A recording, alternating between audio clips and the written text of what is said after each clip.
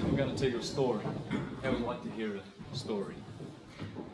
The story is one, and yet it is many, many stories. And you've heard them before. You've heard them in fairy tales, when you're a little child in school, nursery rhymes. You've heard the story in the mythologies, the fairy tales, the gospels, the legends, and all of those great classical books like the Bible. And each culture has their stories, and it's all one story. You see, Little Red Riding Hood is the sun. And as the sun sets in the western horizon, so let's take that to be the east and that's the west over there, the ancients always placed the scales of Libra at the western sunset, where from time to time the sun sets with its red colours. And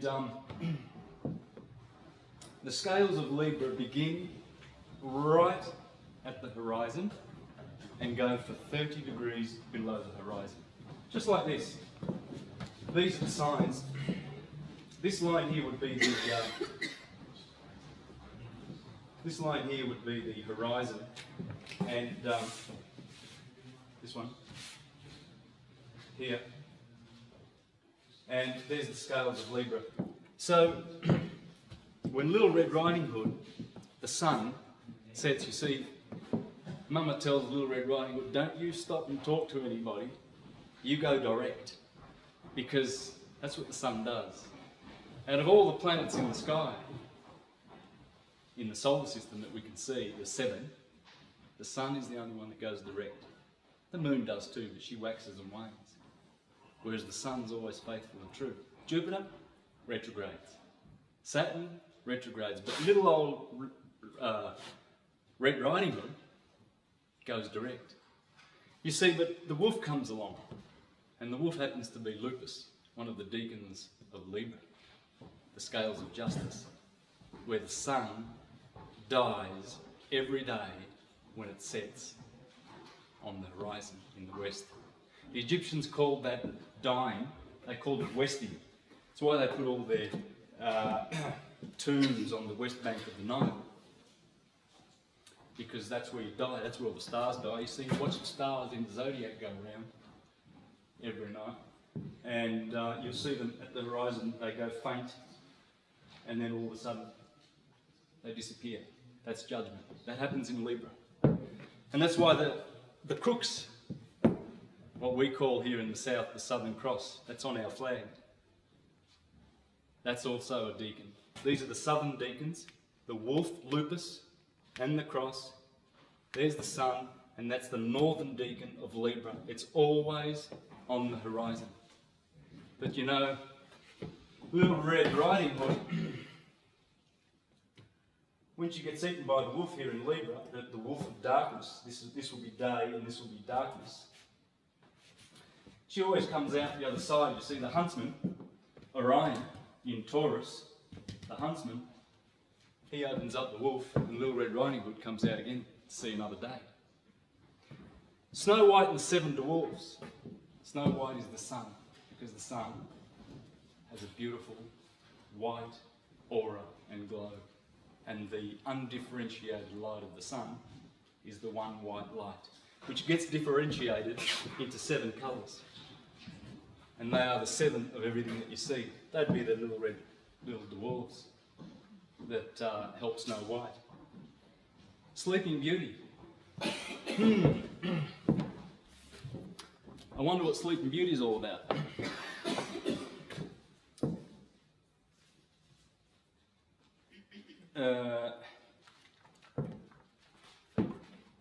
Is it in this one? Sleeping Beauty happens to be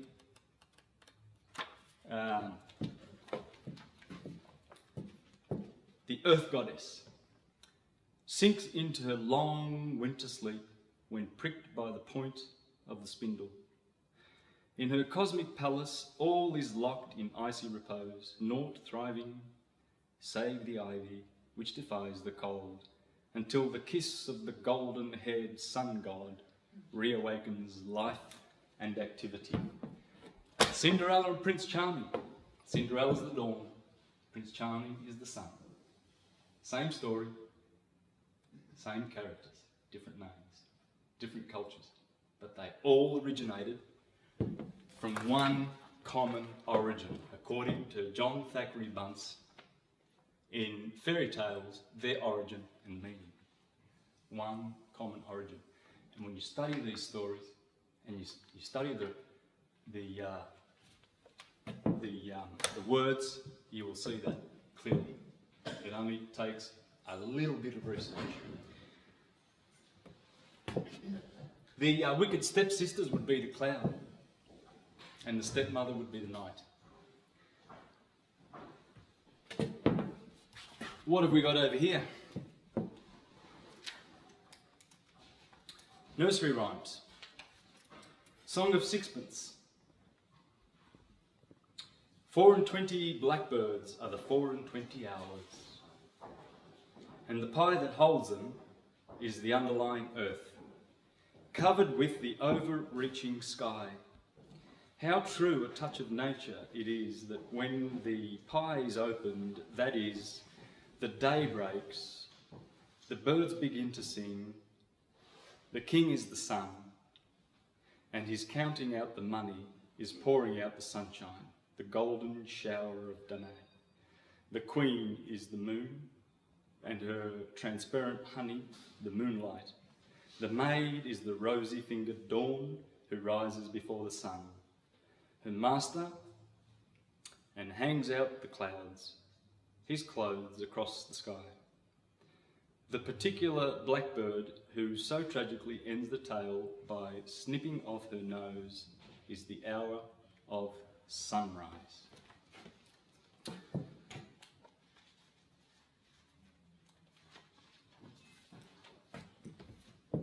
Tom Thumb,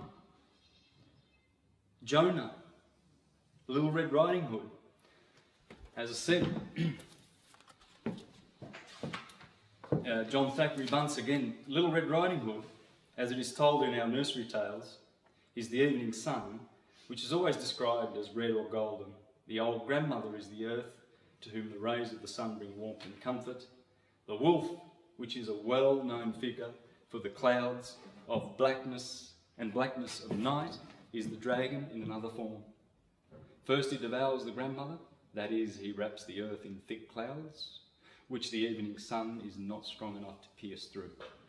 Then with the darkness of night he swallows up the evening sun itself, and all is dark and desolate. Then, as in the German tale, the night thunder and the storm winds are represented by the loud snoring of the wolf. And then the huntsman, the morning sun, comes in all its strength and majesty and chases away the night clouds and kills the wolf and revives old grandmother earth and brings Little Red Riding Hood to life again. Or another explanation may be that the wolf is the dark and dreary winter that kills the earth with frost and hides the sun with fog and mist, and then the spring comes. Jack and the Beanstalk, found in the old Hindu tales in which the beans are used as the symbols of abundance or as meaning the moon, and in which the white cow is the clay and the black cow is the night. The three sisters, of whom one is chosen as the bride of an enchanted monster who dwells in a beautiful palace. By the arts of the sisters, she is kept away from him, and he is at the point of death through his grief. Then she returns, and he revives, and becomes changed into a handsome prince, and they live happy ever after. One feature of these legends is that beings closely united to each other, as closely, that is, as the sun and the dawn, may not look upon each other without misfortune.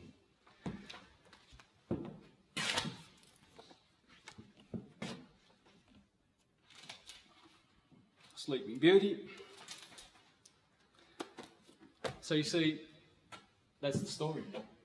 And the story is to be found in the Gospels as well. Because there's always this shining prince, this hero that comes along and saves the day. Saves the day.